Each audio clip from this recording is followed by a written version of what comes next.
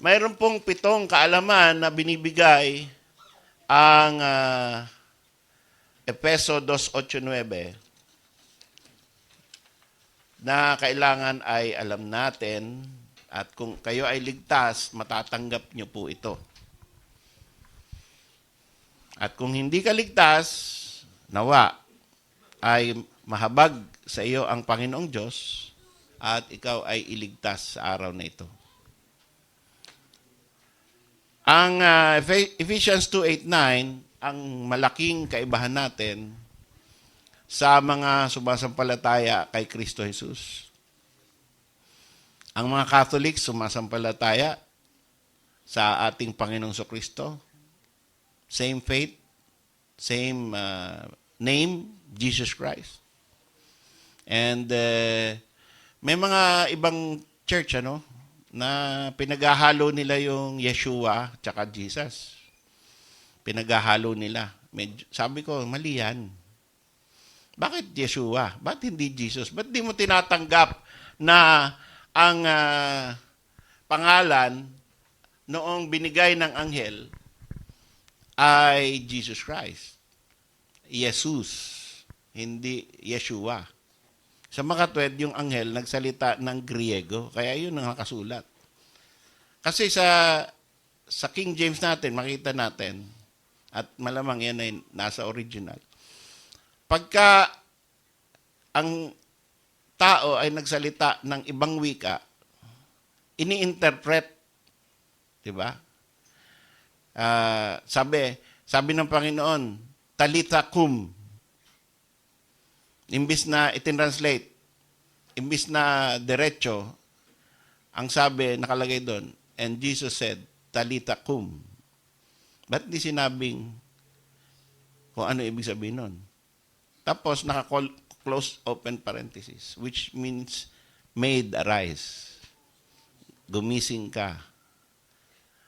Young lady, gumising ka. So, yun yung patay kasi. Ginising niya yung patay. Sabi, and Jesus shouted or cried, Eli, Eli, lama sabachthani, which is being interpreted, my God, why hast thou forsaken me? Ininterpret eh. So, ibig sabihin, pag nagsalita ng Aramaic ang Panginoon, ini-interpret. Hindi lamang yun desire ng mga translators na, sige nga, lagyan natin ng medyo drama, lagyan natin ng Aramaic, tapos interpret din natin. Di ba? Hindi, original yun.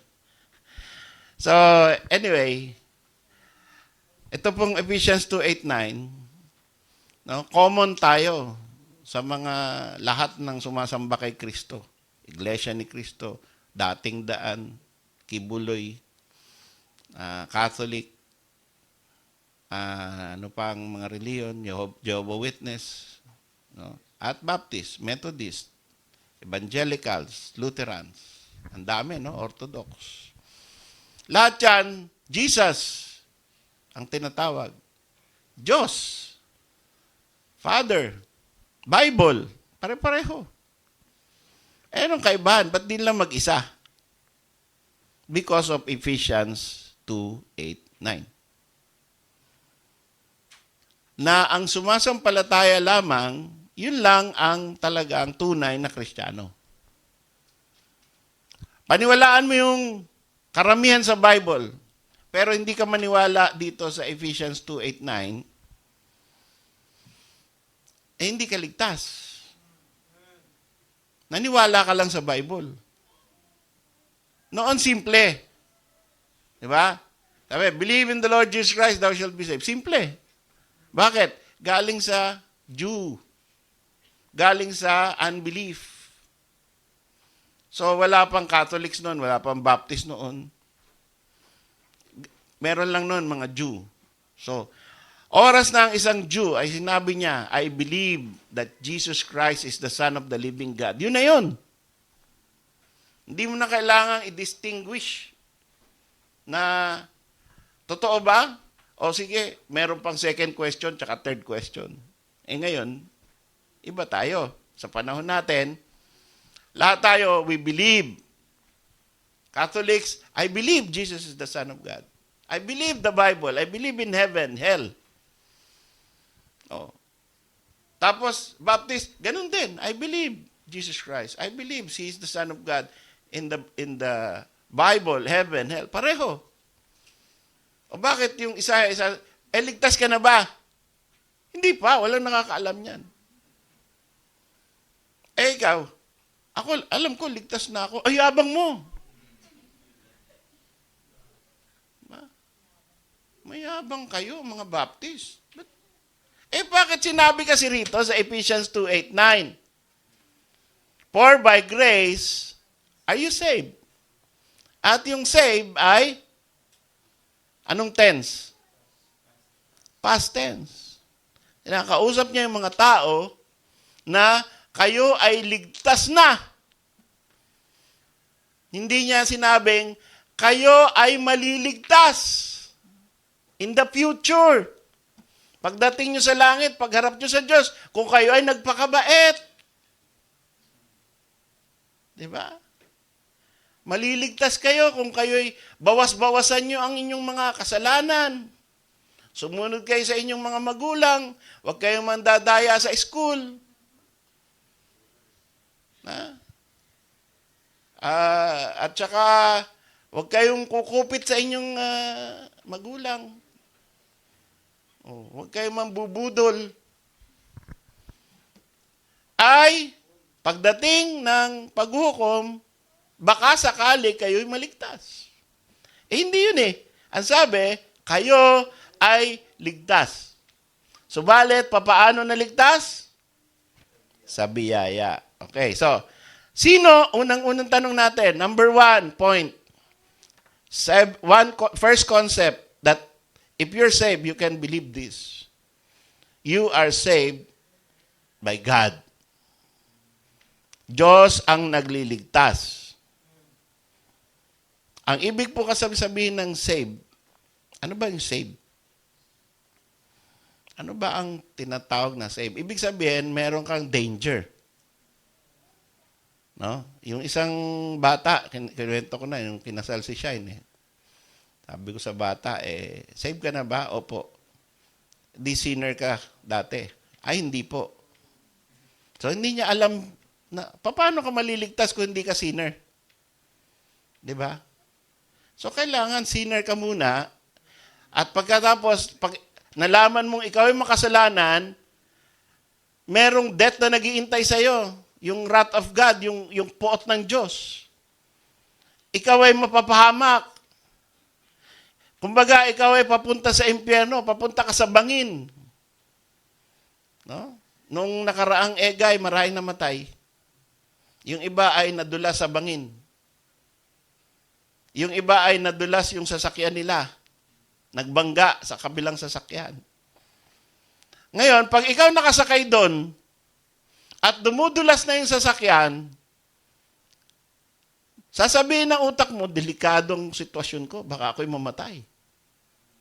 Diba? Kailangan gumawa ako ng paraan para makaligtas ako dito sa danger na to, dito sa nangyayari ngayon. Mabilis yung utak natin. No? Hindi yan in words. Thoughts yan. Kaya maghahanap ka ng halaman na maahawakan mo habang dumudulas yung sasakyan mo, pababa. Maghahanap ka. Mag-iisip ka na yung bintana, bubuksan mo, tapos tatalon ka palabas. Iisipin mo na sisigaw ka ng malakas para may sumalo sa inyo. Lahat yan mangyayari habang malapit ka ng mamatay. Tapos pagka mga ilang microsecond at wala pa rin nangyayaring kaligtasan, patuloy pa rin yung slide mo, microsecond, magfa-flash na yung nakaraan mo. Nangyari po sa akin yan. Kaya alam ko. Habang nalulunod ako, yung parang huling hininga mo na ng hangin, tapos tubig na papasok. Tuwing hihinga ka, tuwing bubukas mo yung bibig mo, pasok tubig, hindi hangin. Yung buong nakaraan ko, yung naglalaro ako ng text, yung sinasampal ko yung kapatid ko, yung andun ako sa ilalim ng singer, ng makina, Pinapaandar ko yung ginagawa kong kotse. Lahat yun nag-flash. Ang bilis. Dahil yun na yung huli. Oh. Tapos biglang merong sumalo sa akin. Merong nagligtas sa akin. See? So, kailangan alam mo na ikaw ay in peril, in danger. Delikado. Para maghanap ka ng salvation. Pero, so to be saved is to know that you are in danger, and then you will have that Savior. And who is your Savior? God is your Savior. There's no other Savior but God. God alone created us. There's no other creator. And God alone saves us. And there's no other Savior. That's number 1. Do we believe that? Amen. Okay. Number 2. Sabi po dito, by grace you're saved. There's no other way that God saves but by grace. And there's no other way na dapat mong maintindihan kung ikaw ay saved ngayon. Kung ikaw ay saved ngayon, dapat mong maintindihan na kaya ka ligtas dahil naawa lang sa iyo ang Diyos. Hindi mo deserve. Walang karapat dapat na iligtas kahit sino sa atin. Lahat tayo, we deserve death, punishment for all eternity in the lake of fire. So sabihin, mabait. Mabait naman ako. Yun ang idea ko nung ako'y Catholic eh. Nagpe-pray ako ganyan, Panginoon. Alam ko po na hindi naman ako masyadong masama. Kaya siguro naman, hindi mo ako dadalhin sa impyerno. Isipin mo, nagpe-pray ka ganun. Ano? At siguro yung iba sa inyo, baka yun din ang nakaraang isip. Hindi naman ako masyadong masama, kaya hindi ko deserve ang impyerno. Pero hindi rin ako masyadong mabait, kaya hindi ako pupuntang langit, alam ko rin. Kaya bilang Katoliko, salamat at may purgatorio. Doon pupurgahin ang aking mga kasalanan unti-unti. Pag ako'y namatay, at habang pinapanalangin ako ng aking mahal sa buhay, siguro kung mauna ako sa nanay ko, pagpe-pray niya ako ng nanay ko, pagmimisa niya ako, at unti-unti akong aahon mula sa purgatorio hanggang pwede na akong hilahin ni Mary pataas. Ayan, yan ang Catholic concept. No? Bubuksan ni Mary, sarado kasi sa'yo yung pinto ng langit dahil makasalanan ka eh. Hindi ka saints. Diba? Hindi ka saint, so sarado yung pinto. Bubuksan ni Mary yung bintana. Yan, ipapasok ka niya. Sige na, pasok ka na dyan. Akong bahala sa anak ko. Yun ang concept. You see? So, mali po yun. Bakit? Sinabi rito, for by grace are you saved. Not by Mary, not by palusot, not by prayers for the dead. That cannot save. It's only by grace. Kung ligtas ka ngayon, pasalamat ka sa Panginoong Diyos at ikaw ay niligtas, nahabag siya sa iyo at ikaw ay binigyan niya ng kanyang biyaya na you don't deserve. So that's number 2. Number 3, this salvation by grace is through faith. Yan. Anong ibig sabihin ng saved through faith? First of all, saved by God, saved by grace, saved through faith. Anong ibig sabihin nun? Alam niyo po, pagka uminom tayo ng yung tubig na may halong uling, no? Yung uling lang, yung dyan, pag gumagawa kami luto kami ng ulam niya, may maraming uling diyan. No? Ay madumi yung ininom mo, di ba? Madumi, maitim. Pero pag activated carbon yung pinadaan mo yung tubig, anong mangyayari doon sa impurities ng tubig? Lilinis.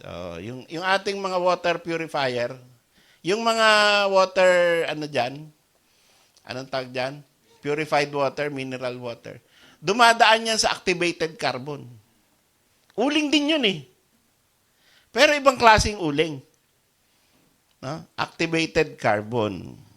So, ang faith, kahit anong faith, hindi basta-basta nakakaligtas ang basta faith lang. Kailangan activated faith. Kailangan isang uri ng pananampalataya na galing sa Panginoon.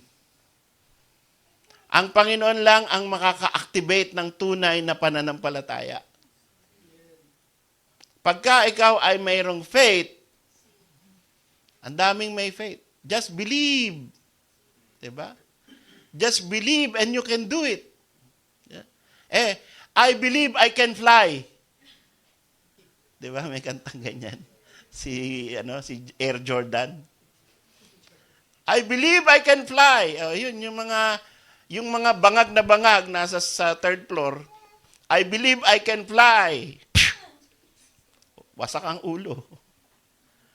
Yan ang mga nangyayari, no? Yung mga young people na nahahay sa drugs, ang iniisip mo, wow, meron akong pakpak, wow. Tatalon ka ngayon. Yan. Buti na lang, hindi nyo na-experience yung mga, anong tawag doon? Bad trip. No? Pag naba-bad trip ka, maraming nangyayaring masama. So, if believing in something does not give you salvation. It has to be a belief or a faith in the Lord Jesus Christ. And it has to be a belief na tama dahil galing sa Panginoong Diyos. Ang hirap po ng kahit na ipapaliwanag na sa iyo ang lahat ng verses tungkol kay Kristo, lahat ng katotohanan tungkol kay Kristo, at ikaw ay matalino, so naintindihan mo, hindi ka pa rin maliligtas. No? Anong evidence? Si Judas. Sino ang nagpaliwanag kay Judas ng kaligtasan? Si Kristo mismo. With evidence pa kasi nakita niya yung miracles. Nakita ni Judas na bumuhay ang Panginoon ng patay. Nakita ni Judas, nandun siya sa bangka, nung sinabi ng Panginoon, peace be still. At yung bagyo tumahimik. At nagbulungan sila, anong klaseng tao ito? Na inuutusan niya yung bagyong tumahimik at tumatahimik. Anong klaseng tao to? Naliligtas ba si Judas? Hindi. Bakit? Wala siyang activated faith, activated by God. Meron lang siyang faith. Kaya sumama siya, one of the apostles. Pero yung faith niya cannot save him. So, hindi lahat ng faith nakakaligtas. Okay? Malinaw? So, pero, merong faith na pagka yan galing sa Panginoong Diyos, tama yung pananampalataya mo, tama ang pagtiwala mo kay Kristo, for by grace are you saved through that kind of faith. Galing sa Panginoon Diyos. Activated faith. Okay. So, number 3 yan. Number 4. Sinabi po rito, and that not of yourselves. Okay? Yan ang importante ngayon. Kasi, maraming mga Baptist naniniwala, you are saved by grace, through faith, but it is of yourself. It is your decision. Yun ang kaibahan ng maraming Baptist. Hindi natin sinasabing hindi sila ligtas. Kasi nga, by grace eh. Isipin mo gaano ka-gracious ang Panginoon. Meron kang mga maling doktrina, pwede ka pa rin maligtas. Isipin mo yun. No? Kung ako lang masusunod, yung mga maling doktrina, tatapon ko yan eh. Diba? Pati ako, kung may maling doktrina ako, sabihin ko, Panginoon, huwag niyo ako iligtas. I don't deserve. Kaya nga, grace you don't deserve. Diba? Mali attitude mo. Mali ang konsepto mo. Ang dami mong mali sa buhay. Naligtas ka na, gumawa ka pa rin ng mga kamalian. At maraming nagkiklaim ng kaligtasan na napunta pa rin sa immoralidad. Sasabihin ba natin, ay nako, pastor, automatic, unsaved yan. Hindi nawawala kaligtasan eh. At hindi yan ang basihan ng kaligtasan. Ang basihan ng kaligtasan ay yung ginawa ni Kristo sa krus para sa'yo. Yun lang. Hindi yung ginawa mo before or after salvation. Because if that is the case, wala, uncertain ang kaligtasan. Diba? Uncertain. Maraming magpapa-counseling sa akin, Pastor, nagkasala ako kanina eh. Ang gagawin ko, wala tayong magagawa dyan. Tinanggal na uli pangalan mo sa aklat ng buhay. Wala eh. Bobo ka kasi. Diba? Hindi. Alam niyo ba yung Pinoy version ng Bible ginagamit? Bobo. Bira yan. Tapos pinagtanggol pa ng doktora na translator. Bakit bobo ang ginawa naming translator doon sa word na fool? Bobo. Bobo means, hindi fool yung bobo eh. Stupid. Oo. Diba? Yung ang hirap makaintindi. Pinaliwanag mo na yung na 9 times 9 equals 81, di pa rin niya matandaan. Bobo! Diba? Bobo yung ganun, diba? Simple-simple lang. Multiplication table, di maasa ulo. Sa ulo niyo na ba yan, mga YP na... Sa ulo niyo na ba? Masasaulo niyo rin yan. Diba? Kailangan natin masaulo yan. Kasi pagka sa suklian pa lang, sa Jollibee, ang tagal mo ron, binibilang mo. Sandali lang gamit ka pa cellphone, kakalculate. Tama ba sukli sa akin? Kulang yata eh. Ang haba nung pila sa likod mo. Kailangan kabisado mo yun. So, it is not of ourselves. Praise God. That salvation is not of ourselves. Nothing that you do, you did, or you can do can affect your salvation. It is not of yourselves.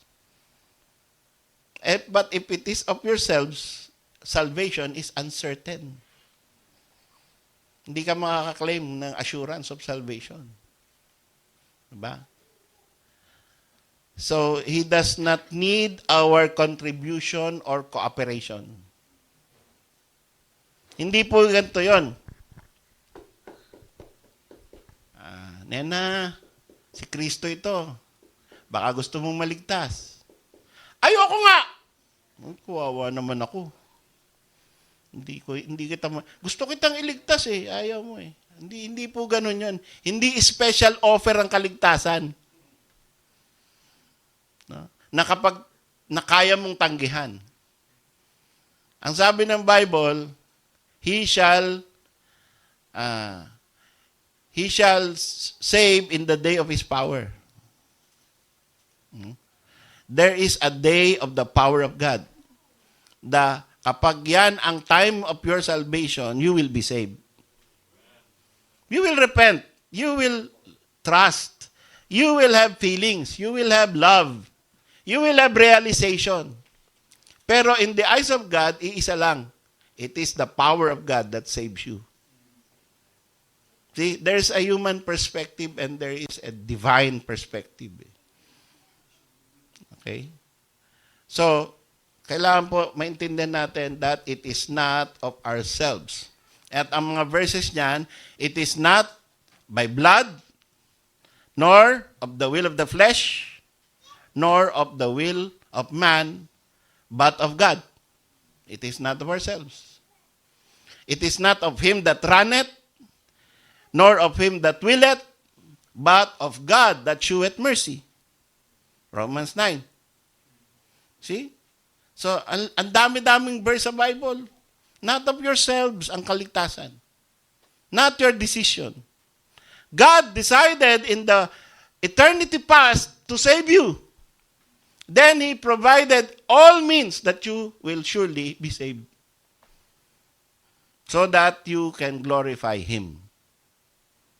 Yun ang purpose ng Panginoon. And He did not save you only for the sake of maligtas ka lang para sumaya ka. Ang purpose ng Panginoon, kaya ikaw niligtas para papurihan mo ang Diyos. Kaya wag tayong tatamad-tamad kahit umuulan, pupunta tayo sa pagpupuri sa Diyos. Pagka may mga kailangang pagkakataon para papurihan ng Panginoon, kahit hindi Sunday, sa ibang araw, purihin mo ang Panginoon. Sa trabaho, sa eskwela, sa komunidad mo, sa barangay mo, sa bahay mo, sa mga amigo't amiga mo, purihin mo ang Panginoong Diyos. Harapan.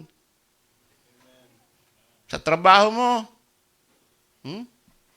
Makita ka nila at makilala ka nila na ikaw ay worshiper of the true God. Eh, yung iba, kinukuha lang sa sa logo, sa emblem, sa patch. No? I am a believer of Jesus Christ. Pero yung buhay niya, hindi naman. Nandun lang sa sa signboard sa t-shirt. Huwag ganun. Gawin natin yung buhay natin ang sumusunod. It is not of yourselves. Repentance and faith are gifts of God, wrought in the heart by the Spirit of God. Kaya ikaw mayroong pagsisisi sa iyong kasalanan. Kaya ikaw ay mayroong pananampalataya kay Kristo. Nilagay ng Panginoon yan sa puso mo. Dahil gusto kanyang maligtas. At syempre, kung ikaw ay may pananampalataya, di mararamdaman mo yung pananampalataya. Di ba? Oh. Alam nyo, ito, illustration lang, Si Keisha, may pananampalataya siya na laging may laman ang GCash ko. Ang lakas ng pananampalataya niyan. Oh. Kaya pag sinabi niya, Papa, pahingin 200. Tung! Thank you. Oh. Lagi siyang, umaasa na pag humingi ako sa tatay ko, bibigyan ako.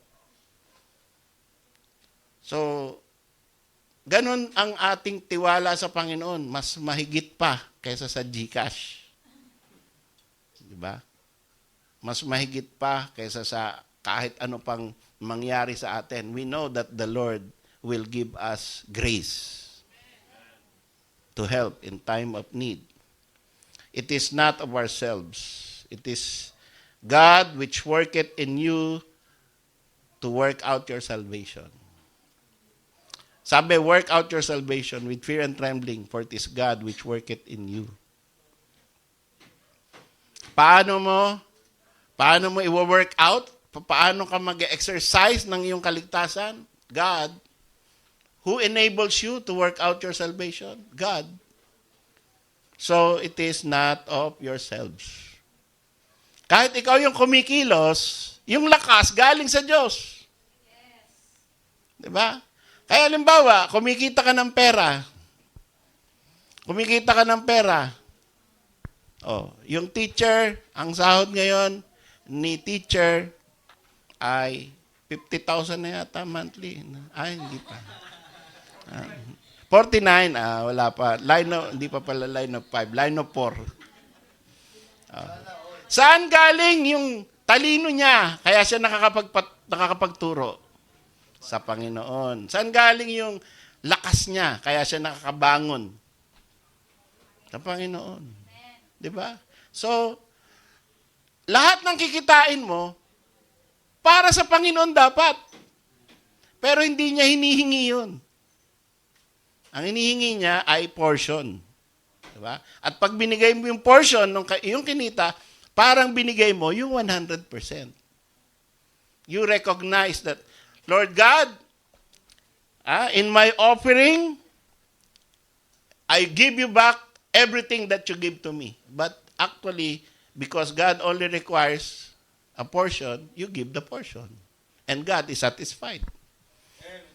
It is not of yourself. It is God which worketh in you, both to do and to will of His good pleasure. Number 5, salvation and faith is free. Sabi po rito, it is not of yourselves, it is the gift. Ang gift, walang bayad. Diba? Libre yan. Sino ang nagbigay ng gift tapos naghihintay ng bibigyan ka rin kita ng gift? Diba? Bira yung tao na yan, no? Ilang beses ko na yung niregaluhan sa birthday niya eh. Ako, pag birthday ko, di ako niregaluhan. Di ko na nga re-regaluhan yan. Di ba? May mga ganun tayo minsan, no? Gusto natin, pagka nag-invite tayo sa bahay, pinakain natin siya, dapat, papakainin din niya tayo sa bahay. Gusto natin, pagka tayo ay naghanda ng kanya-kanyang pagkain, tapos pinakain mo, pag siya naman ang meron, ikaw wala, iimbitahin ka rin niya. O, dito na kayo. Di ba? Hindi gift yon. Ang gift, unconditional. Binibigay mo out of the goodness of your heart, not expecting anything in return. And that is how God gives us. You cannot outgive God. Diba? When God gave His Son, you cannot give your son. You cannot pay, diba? Sabi nga nung isang kanta, it wouldn't be enough. No? Ang bayad ay hindi sapat sa dugong tumigis sa Kalbaryo. So, hindi naman naghihintay ang Diyos ng bayad eh. Kasi nga, binigay niya yun sa iyo na yung kaligtasan mo, binigay niya sa iyo, libre. Hindi siya naghihintay na, oy, mag-pilgrimage kayo sa Israel. Ha? Mamanata kayo sa Quiapo tuwing January 9. Kayo ay gumawa ng mabuti sa at least 10 tao sa araw na ito. At kung hindi, mapapahama kayo. Parang chain letter, no? Send this letter to 10 people or else something bad will happen to you. Bihira, no?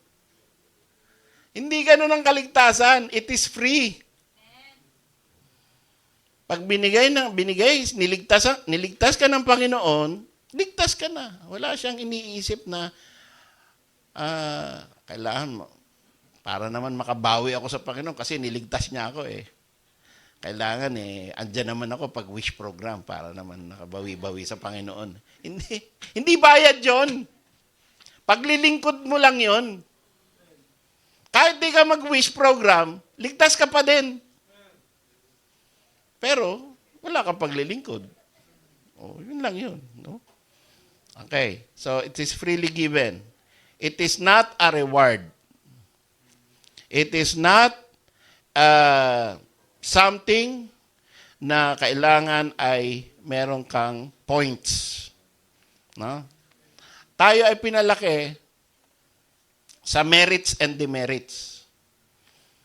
Kaya ang iniisip natin, pagka certain points, diba, naka 10,000 points ka na, yan, ligtas ka na. Yun ang iniisip natin. Human concept of salvation. Pero, you do not need to earn points. Yung thief on the cross, ano nangyari? May points ba yon? Negative yun eh. Ang thief on the cross, hindi lang yun walang points, negative. Pero at that point, sabi ng Panginoon, today, thou shalt be with me in paradise. That's grace. And that's free. Diba? Walang kondisyon ng Panginoon na, sige, gusto mong isama kita sa kaharian ko? Sige. Ngayon din ay sabihin mo, repeat after me. Wala na, di ba? Ibilin mo sa pamilya mo na maglilingkod sila sa aking pamilya forever. For the rest of their life. Walang ganun. Sabi, Lord, remember me when you come into your kingdom. Today, you shall be with me when I go to paradise. Amen. Number 6, salvation is not by wages. Sabi po rito, not of works.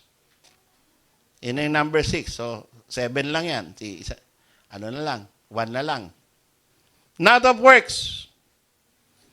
His salvation of God is not in response to any religion, any race. Kahit ikaw, kayo manggi, madilaw, maputi, maitim, ang lahat mahal sa kanyang harapan. Hindi yan dahil, sobra, medyo maitim ka, hindi ka maliligtas. Magpagluta ka muna. Para baka sakaling makita ng Panginoon yung kaputian ng puso mo. Di ba? Wala po yan, no? Ang salvation ay hindi dahil sa relihiyon. Lipat kayo ng relihiyon. Magbabaptize kayo dito para kayo maligtas. Walang ganun. Hindi kayo maililigtas ng BCI. Hindi kayo maililigtas ng pag-upo dyan ng 1 oras, kahit 3 oras pa. Hindi nakakaligtas ang relihiyon. Hindi nakakaligtas ang edukasyon. Kailangan natin ng edukasyon. Mag-aral tayo ng mabuti. Subalit, hindi yan para ikaw ay maligtas. Hindi nga yan nakakaligtas ng kahirapan eh. Ilang college graduate ang walang trabaho? Mas marami pang trabaho yung nagtitinda ng puto. Busy. Yung apply ng apply, sorry, we will call you. Diba? So it's not education that will save you. It is not by works. His salvation is given by determination of God. And the timing is of God. Kung kailan ka maliligtas, God knows. And when God wants you to be saved, at that moment in time, you will be saved. You will understand the gospel. It's not by Bible version, although we use the King James. It's not by theology, although we believe in sovereign grace. It is not by the name of the church. It is by grace, and it is not by works. And lastly, salvation is not by works, lest any man should boast. Kaya yan hindi daw by works, kasi pag by works, pwede kang magmalaki. Pagdating mo sa langit, titingin ka doon sa mga tao sa impyerno. Ano kayo? Tigas kasi ulo nyo eh. Ako, malambot ang ulo ko, Mabait ako, kayo. Wala. Salbahe kayo eh. Kaya diyan kayo. Kami ditong mga babait, dito kami. Hindi pinagmamalaki yun. Yung mga nasa impyerno, makasalanan, yung mga nasa langit, mga makakasalanan din, pero niligtas. Pinatawad. Ha? Tandaan natin yun. Yung mga nasa langit, puro makakasalanan din yun. Yung isa ay magnanakaw sa krus. Yung isa ay itinanggi si Kristo harap-harapan. Nagmura pa. Si Pedro. Yung isa ay adulteress. Pinatawad ni Kristo. Dapat batuhin para mamatay. Pero pinatawad. Ang dami. Iba-ibang mga kasalanan. Nasa langit lahat. Andun na ngayon yung iba. Yung iba andito pa. Papunta pa lang doon. Pero lahat ay makasalanan. Ano ang kaibahan? Yung makasalanan na nasa impyerno, walang tagapagligtas. Hindi na katanggap ng biyaya ng Diyos. Yung mga makasalanan na nasa langit, ay niligtas ni Kristo. Nagtiwala kay Kristo bilang tagapagligtas. Kaya sila ay ligtas. Merong mga mababait din na nasa impyerno. Bakit sila nandun? Kasi meron silang mga kasalanan na hindi napatawad ng Diyos. Oh. Lahat ng nasa langit, puro lahat pinatawad ng Diyos dahil kay Kristo Jesus, dahil sa dugo ni Kristo. Kaya yun po ang kaibahan. Salvation is something that you cannot boast about because it is given to you by grace and it will not fail. So, ito na yung tanong. Are you saved? Are you sure you're saved? Amen. You're not saved because you're a good person. You are not saved. If you think na kaya ka saved dahil mabait ka, you're not saved. If you think you're saved because Baptist ka, you're not saved. You are only misunderstanding this verse. You can only be sure you're saved when God works in your heart. And that work is to understand and trust Christ alone. Not your sincerity, not your prayer, but your relationship with Christ. Tayo po ay tumayo.